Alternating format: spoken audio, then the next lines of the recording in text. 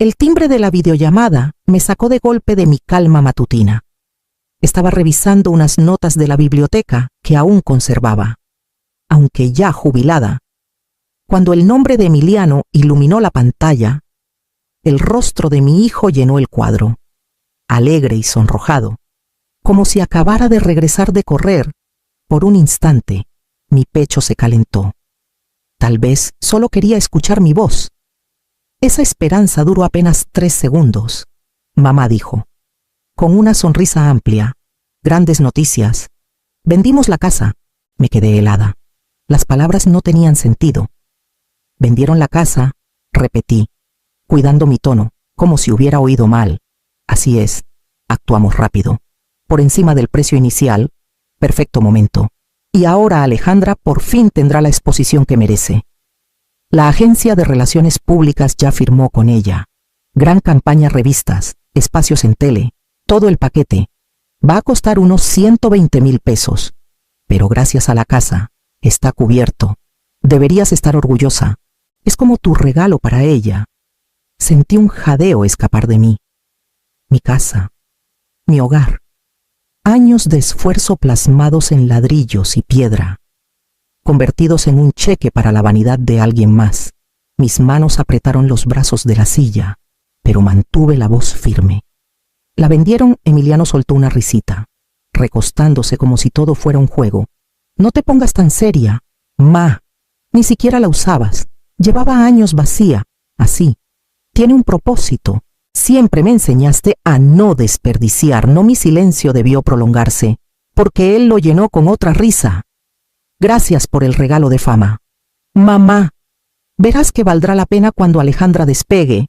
Imagina tener una celebridad en la familia.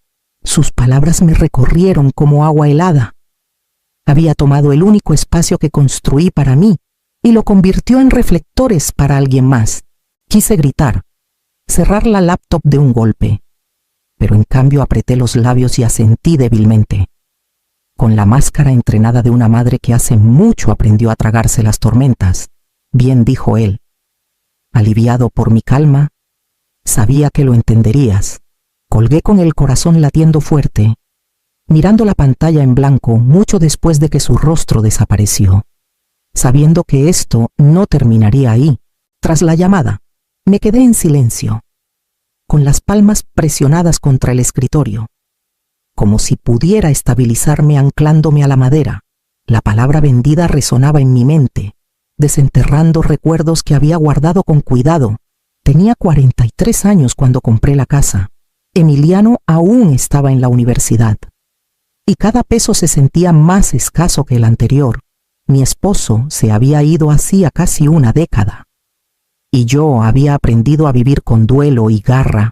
Hubo noches en que tomé turnos dobles en la biblioteca, catalogando hasta que me dolían las manos, solo para pagar la colegiatura. Las vacaciones eran lujos que nunca tocamos.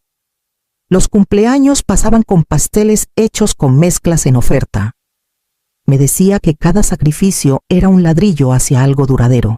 Cuando firmé la escritura de la casa, sentí que por fin exhalaba tras años de contener el aliento. Una casa modesta de 2 pisos en las afueras de San Miguel de Allende, con ventanales que atrapaban el amanecer. No era glamorosa, pero era mía, mi prueba de que podía construir una vida en mis propios términos. Recuerdo haber girado la llave ese primer día y susurrar en las habitaciones vacías: lo logramos. La amueblé despacio, con mesas de segunda mano, estantes llenos de libros, cortinas que cosí los fines de semana. Cada rincón llevaba mis huellas. Cada decisión era silenciosa, pero intencional. No era solo una propiedad, era mi refugio, el lugar donde al fin me permití descansar sin culpa. Que Emiliano la descartara como sin usar dolió más de lo que esperaba. Él nunca vio las noches en que me senté a esa mesa de cocina, equilibrando cuentas con una calculadora y una plegaria. Nunca sintió el peso en mis huesos el día que cargué las bolsas del mercado, colina arriba, tras 3 camiones y una tormenta. La casa era esos esfuerzos hechos sólidos, Imaginarla transformada en combustible para la búsqueda de atención de Alejandra se sentía como un borrón, no solo de ladrillos y vigas, sino de los años que sangré para construirla. Y aún así, bajo el dolor, algo más se movió, un recordatorio de que una vez me había preparado para esta posibilidad.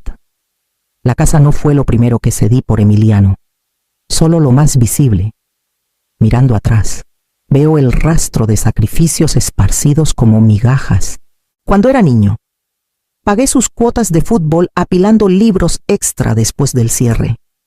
Con la espalda adolorida bajo las luces fluorescentes, más tarde, en la universidad. Cargué con sus préstamos cuando no podía mantener su trabajo de medio tiempo.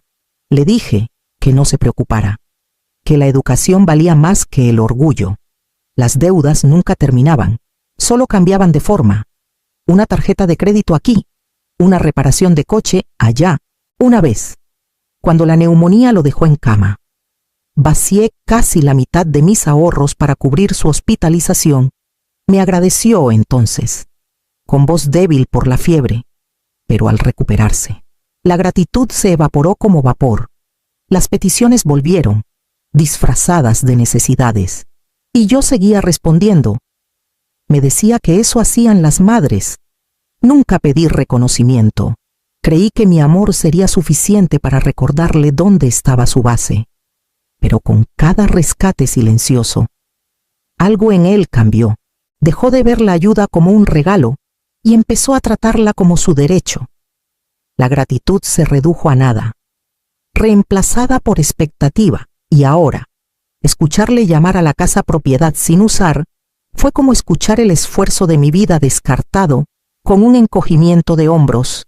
Para él, era solo un activo ocioso, una herramienta para liquidar.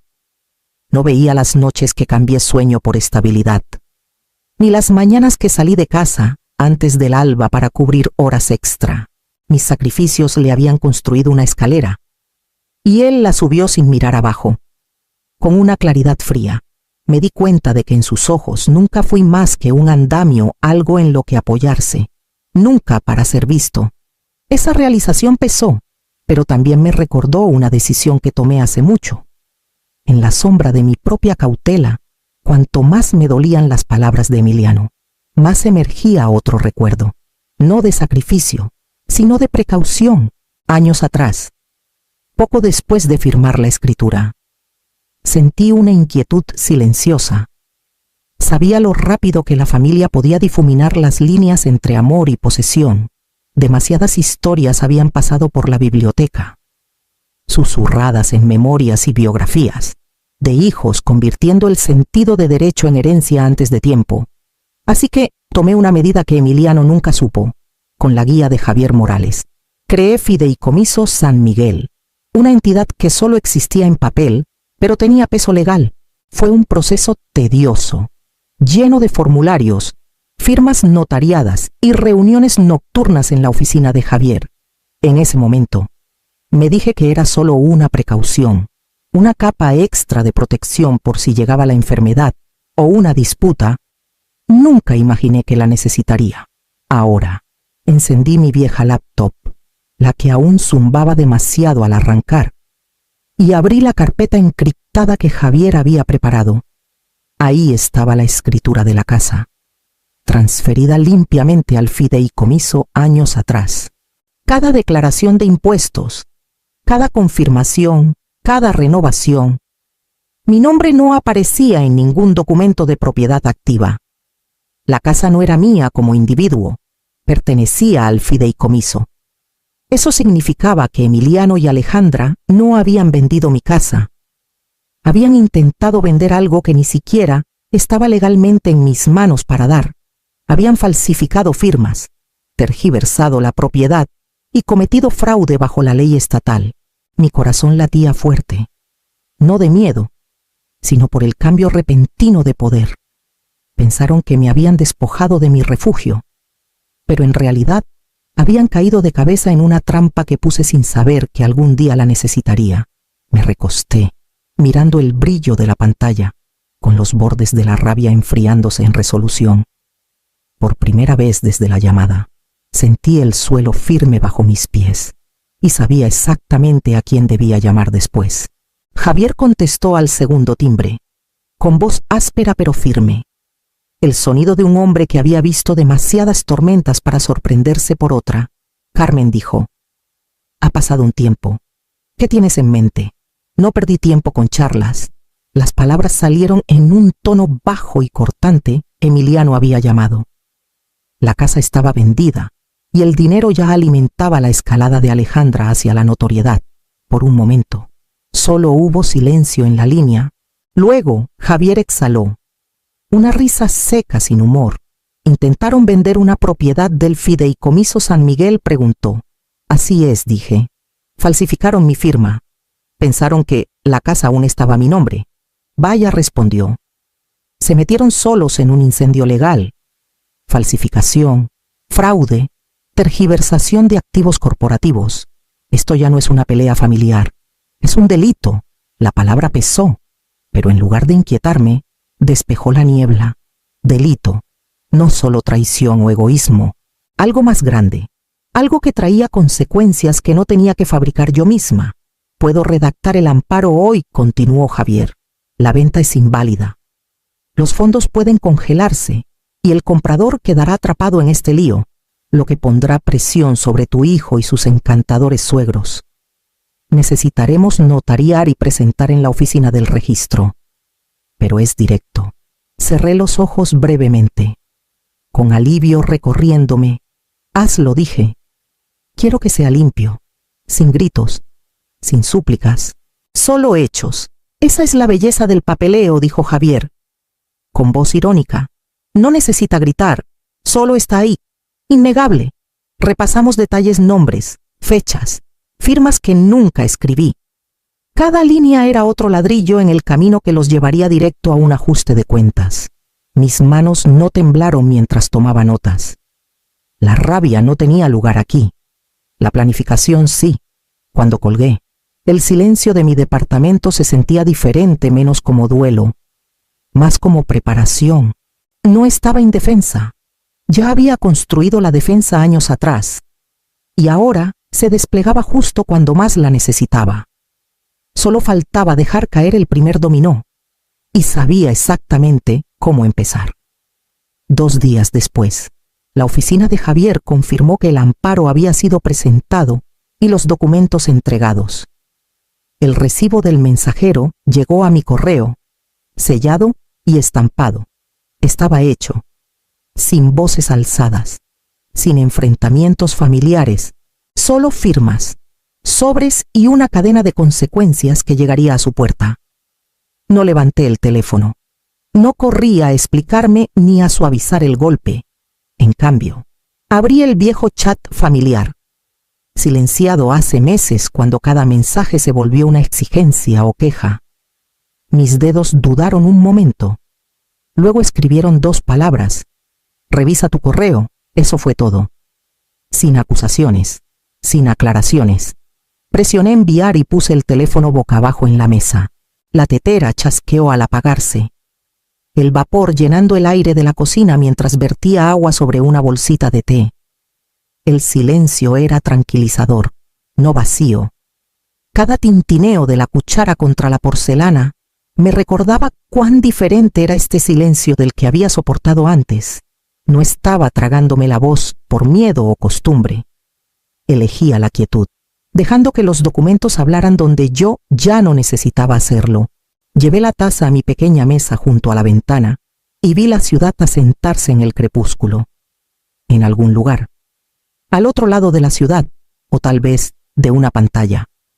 Emiliano leería esas palabras, Alejandra también, y pronto. El peso de los sobres certificados llegaría a sus manos. No me pregunté cómo serían sus rostros al abrir el correo. No lo necesitaba. El shock tiene una expresión universal. Y no dudaba que reemplazaría la sonrisa despreocupada de Emiliano. Por primera vez, no era yo quien corría a cubrir, a rescatar, a arreglar. La tormenta ahora era suya para enfrentar. Tomé otro sorbo, el amargor del té anclándome, y sentí un pequeño hilo de satisfacción tejiéndose en mi pecho. El primer dominó había caído, y ya podía sentir el temblor expandiéndose. Para la mañana, no serían solo sobres los que sacudieran su paz. Sería cada promesa que hicieron con dinero que nunca fue suyo para gastar. El primer correo me llegó antes del amanecer, reenviado desde la oficina de Javier. Una consulta educada de un coordinador de relaciones públicas preguntando por qué varios depósitos habían rebotado a media mañana. El tono cambió. Otro mensaje llegó, más cortante, advirtiendo sobre cancelación de patrocinio si no se recibía el pago inmediato. Una hora después, un tercero, de un editor de revista exigiendo garantías de que su próxima publicación no se vería manchada por asuntos financieros pendientes.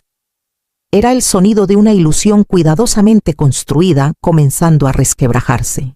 Alejandra había estado presumiendo en línea durante semanas luces suaves, vestidos de diseñador, pies de foto sobre nuevos comienzos.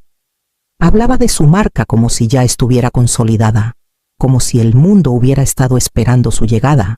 En sus redes, la cuenta regresiva para su gran revelación seguía avanzando. Los comentarios brillaban con admiración.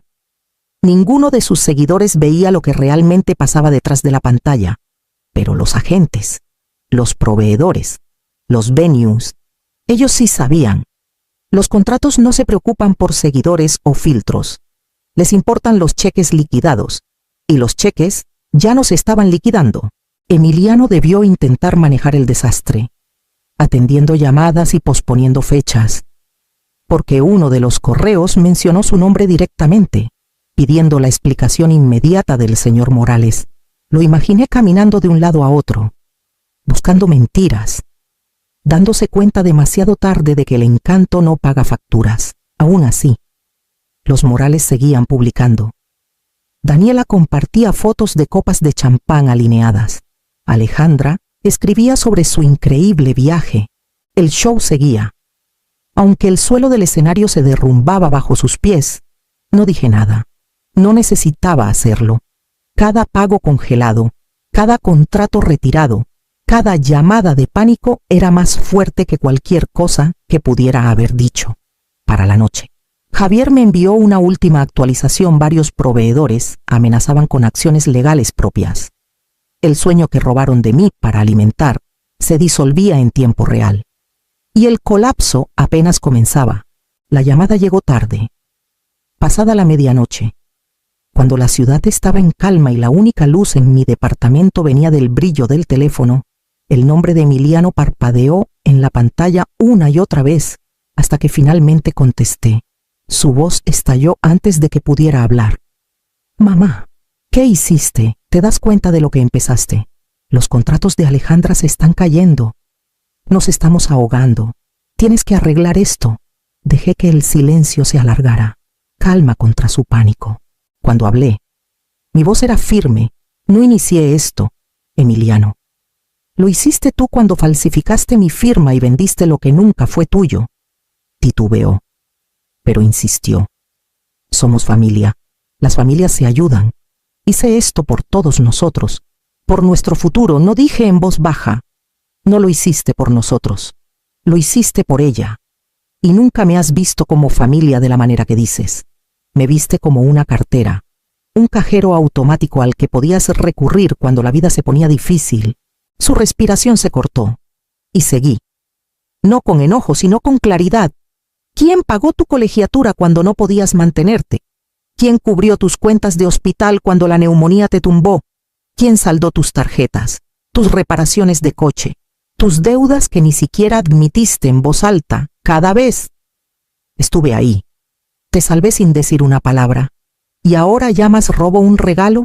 No había nada en la línea más que su respiración, superficial e irregular. El silencio dijo más que cualquier excusa. Por primera vez, sentí el peso cambiar. Él sabía que tenía razón. No cedí. No suavicé mis palabras ni ofrecí rescate. Colgué con un clic suave. Puse el teléfono a un lado y me quedé en la quietud, sabiendo que esta vez la tormenta no lo esquivaría, sino que lo atravesaría. Y para la mañana, No solo era Emiliano quien llamaba, era el mundo exterior empezando a cerrarse sobre ellos. No tomó mucho para que la historia se esparciera. El titular apareció primero en sitios de noticias locales. Luego escaló a medios regionales, Familia Local, acusada de fraude inmobiliario para financiar campaña de influencer de 120,000 pesos, debajo. Una foto de Alejandra, posando en una de sus sesiones escenificadas, un vestido de seda. Una copa de champán se burlaba de ella más que cualquier pie de foto. La comunidad cambió rápido. Los comentarios llovieron, risas afiladas, la simpatía desvanecida. Lo que una vez fue admiración curada por su marca se convirtió en burla. Los patrocinios cayeron de la noche a la mañana.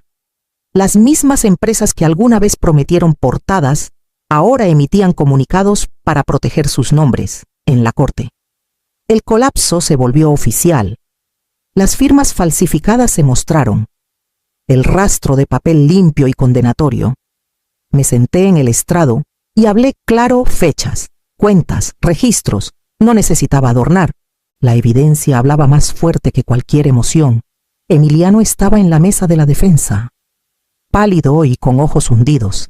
Alejandra se movía en su asiento. Su confianza habitual despojada. Ni siquiera Daniela me miró a los ojos. Cuando el juez se inclinó hacia adelante, la sala se aquietó. Señor Morales, señora Ramírez, no solo rompieron la ley, rompieron la confianza, falsificaron su firma y trataron el trabajo de su vida como un cajero automático familiar. Cuando hicieron eso, perdieron el derecho a llamarse su familia.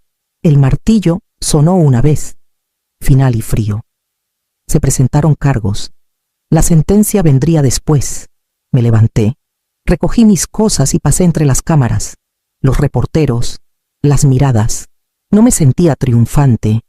Lo que sentía era más simple, más firme. Era libre.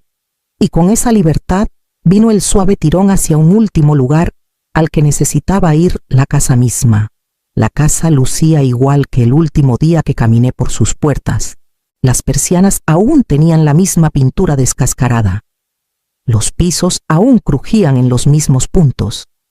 Y los estantes aún sostenían los libros que apilé hace años. Pero mientras pasaba de cuarto en cuarto, sentí la distancia entre la memoria y la pertenencia. Ya no era un refugio, era solo una casa, llena de ecos de quien solía ser. Me detuve en la barra de la cocina. El lugar donde tantas cuentas fueron equilibradas, comidas preparadas, cartas escritas. Lentamente, saqué el llavero de mi bolsa y lo dejé ahí. El gesto no fue dramático, solo silencioso, mi manera de soltar el peso que cargué demasiado tiempo. De vuelta en San Miguel de Allende, me senté con el teléfono en la mano y desplacé los nombres que me habían atado en silencio por años. Emiliano, Daniela, Alejandra. Cada eliminación se sentía como quitar una piedra de mi pecho. Abrí una nueva cuenta en una cooperativa pequeña, desvinculada de todo y todos del pasado. Por primera vez, cada peso era solo mío. La llamada llegó una semana después. Un detective me informó que, desde que mi caso llegó a las noticias, otros habían dado un paso al frente, hijos que habían sido drenados por sus familias, firmas robadas, cuentas vaciadas. Mi historia había roto algo. Cuando colgué, me quedé quieta un buen rato. Una sonrisa se abrió paso en mis labios. No por victoria, sino por reconocimiento. No había destruido a mi familia. Ellos lo hicieron solos. Todo lo que hice fue dejar de protegerlos del humo de su propio fuego. Y en esa verdad, finalmente encontré paz.